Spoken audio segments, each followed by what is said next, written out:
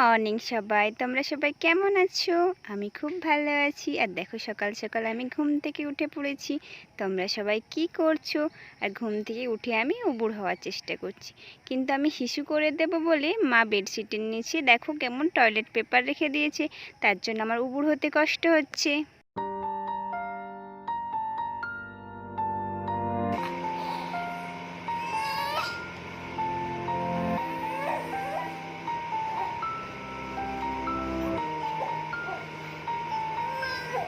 দেখো সোনা কখন থেকে উবুড় হওয়ার চেষ্টা করছে, আর উবুড় হতে পারছে না বলে কান্না শুরু করে দিয়েছে। উবুড় প্রায় হয়েই গেছে, বাস হাতটা টেনে বের করতে পারছে না। আর এত জেদ, বের করতে পারছে না, তাই কান্না শুরু করে দিয়েছে।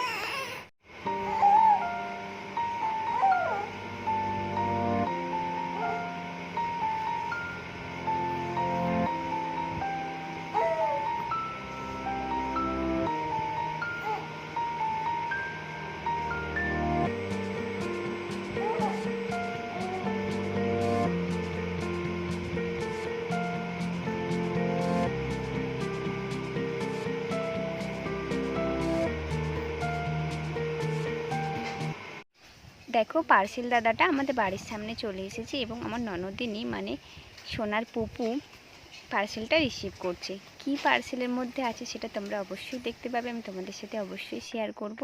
আমি একটু বিজি ছিলাম, তাই আমি ওর পুপুকে বললাম যে পার্সেলটা রিসিভ করে নিতে, আর ও পার্সেলটা নিয়ে এখন চলে আসছে।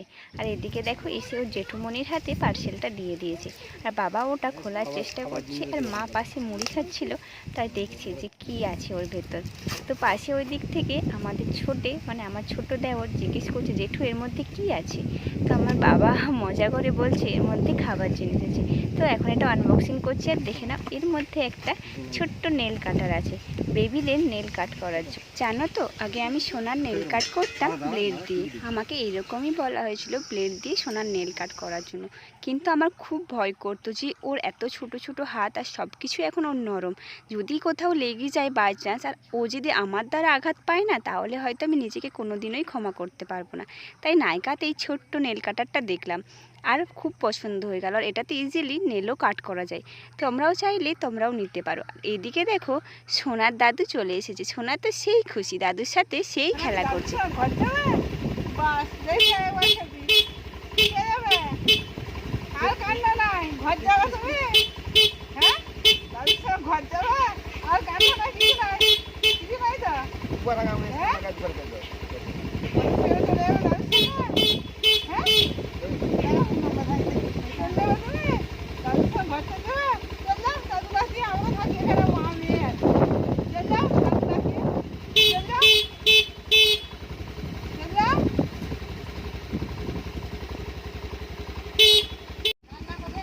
হ্যাঁ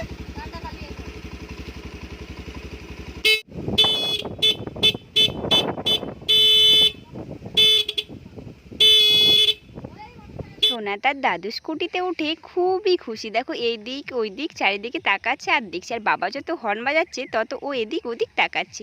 চলো আজকের মতো এইটুকুই, দেখা হচ্ছে পরবর্তী ব্লগে, ততক্ষণের জন্য তোমরা ভালো থেকো।